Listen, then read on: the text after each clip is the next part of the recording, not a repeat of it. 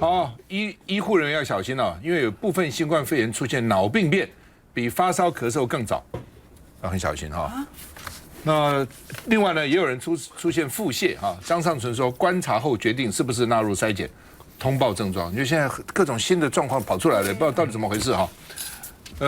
因为新增的10例没有3例有腹泻，以前觉得腹泻好像跟这无关，现在觉得怎么会这样？病毒有变异吗？哦。那医生说是腹泻恐怕是转重症的指标，要转重症了啊。好，那这是病情。另外我们看呢，电影院啊，票房只剩1成了。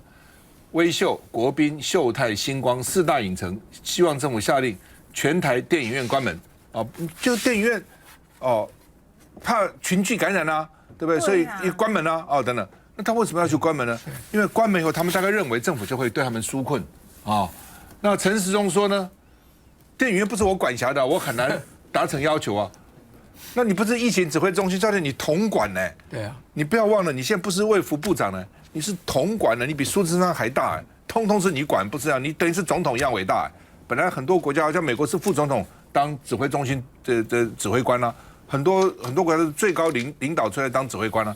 哦，所以当时为什么说要升高层级？因为他觉得我还是个部长，我怎么管到院长呢？他是院长啊，对不对？我有时候武汉回来。只要一解封，我就把他当成一般的大陆人，那立刻苏院长就反对啊，还派的这个副院长那个陈其迈来跟我协商，后来我只好改口啊，哦，说我们有协调了，不过我们协调是陆委会跟海基会协调，马上改口，所以他还认为自己是个部长，他不认为自己是指挥官，给你这个权力指挥官，你就很大，你就是指挥官啊，哦，什么叫你不是你管辖呢？不是管辖也可以啊，也可以啊，照理讲你调动什么军方啊什么都可以调动的才对啊，哦。否则你叫什么指挥官呢？那郑丽君说呢，要把他们当成等同歇业来纾困他们了哈。那另外呢，艺文界也很惨，表演现在不能表演，对不对？各种表演场所也都关门了，哦，包括那个什么两厅院啊，什么都关了哦。那说申请人非常少了，这些大概也不知道怎么申请，不习惯这种官僚作业了哈。那现在蔡英文说呢，说要加码哦，苏贞昌也说加码要到1兆500亿了，所以对人发津贴，直接对人发，而且比较快嘛，不要再转来转去了。我也同意了，要发对人发。那行政院拍板投入1兆500亿，哦，酷碰券呢，每人每月上限1000元，然后等等。我只是不解，就是说，原来是600亿，怎么一下就变成1兆500亿了？这到底怎么弄的哈？资也算进去，对，大部分到底是怎样啊？所以这很奇怪哦，纾困慢半拍也被人家骂哈，而且呢，你也。这个现在都注意到疫情，没有注意到金融海啸，注意到疫情海啸，防疫我们做的是不错，到现在为止做得不错。但是呢，防疫做完以后呢，金融海啸就会来了，因为大家都不动了，也不能出门了，也不能群聚了，要维持一定的距离了等等哈。所以呢，国民党是说这像挤牙膏，是骗人的哈。那苏贞昌又出一个新点子哦，说要再抬一个叫做纾困陈时中，叫做公民心。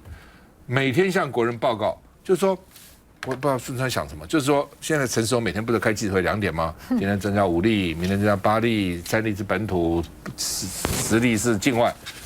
孙川说我也要派个人，这个人叫做公民心，干嘛呢？我今天纾困啊，给郑丽文500万，给谭湘龙800万，报告这个纾困，每天报告纾困。所以呢，将来你就看到2个人，一个呢陈时中这边报告疫情，那边报告纾困。我觉得很好笑哦，就这样集中事权，大家干嘛哦？哦，现在要1兆救台湾，他是怎样？是觉得陈时中太累，还是觉得陈时中风头太贱，要分一个人哦，不能够都让你抢？我不懂苏贞昌什么意思？他讲的话都不错了，企业不能倒，就业不能失哦，不能失业，不能倒闭哦。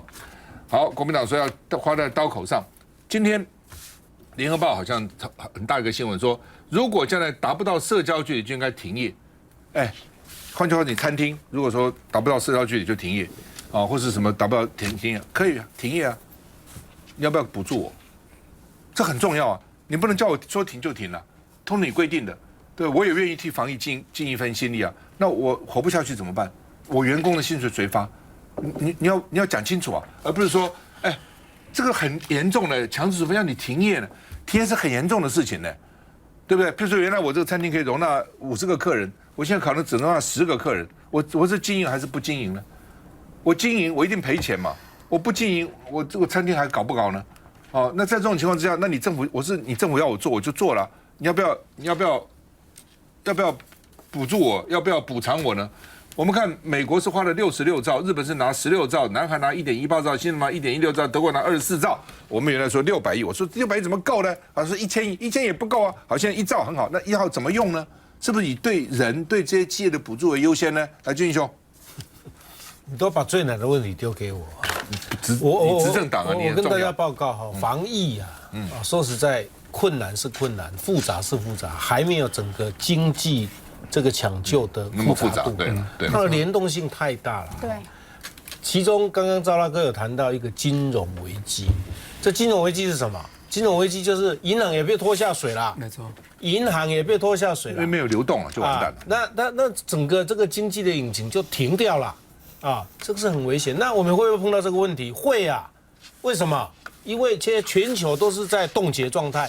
全球冻结状态，台湾的 GDP， 还有我们现在有所谓社交距离啦，一大堆的这个要求啊，这个不能群聚啊。我昨天晚上还看到哈，我台北这个住家附近啊，有一个韩式的热炒啤酒店啊，哇，来宾哈哈叫呢。杨家贼，那你要他社交距离的话，那完蛋了，关门了，关门一定要关门啊。所以，我是觉得哈，整个这个情况这么严重哈，我们的这个防疫中心可能已经不足以因应这个部分，所以绝对不足。所以行政院长苏贞昌纾困陈时中说希望能够一个所谓的经济纾困的小组，那么来担纲这个事情，这是对的。我总咨询的时候要求，这是对的哦。那委员也是先见之明，好吧，来讲。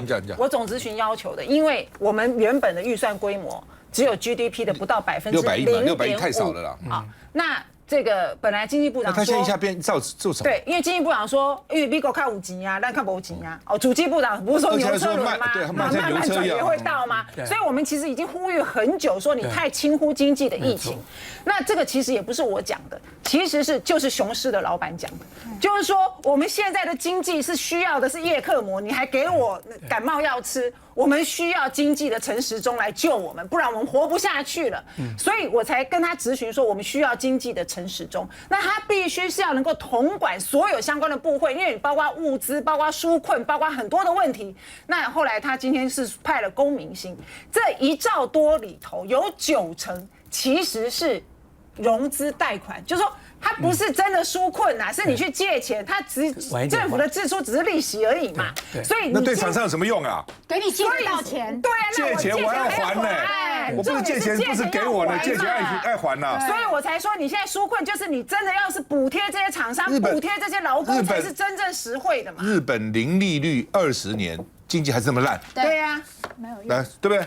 要补贴，真的特别对失业的人。而且你现在放无薪假的劳工，只给他因为上限就是1万块、1万1，不够了，怎么活？太少了，你起码也要有基本工资，不然你怎么活？其实这个就是一个问题哈。如果今天政府纾困，就萌姐，我今天去做行李郎，我就钱来继续料，我为什么要呢？我就没有生意啊！我今天开了这一家公司、这家店就没有生意，然后你说啊，政府说不要紧，你来借免惊，我利息给你补贴。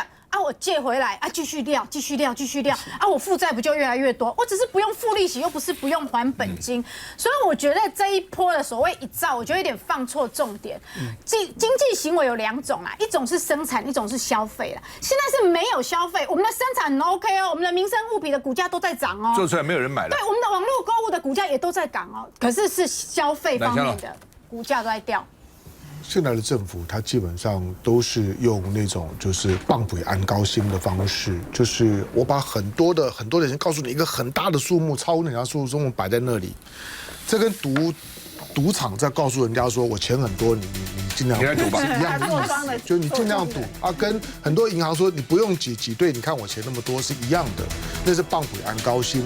那现在的政府，我们对于很多的卖场的管制，我实在很担心，因为你应该听得出来，陈时中做这个宣布，他2个含义。第一个，他用迂回的方式告诉你说，现在搭捷运通通戴口罩，因为他不好意思去面对这件事情，他就告诉你，就说如果 social distance 不够，你们就戴口罩。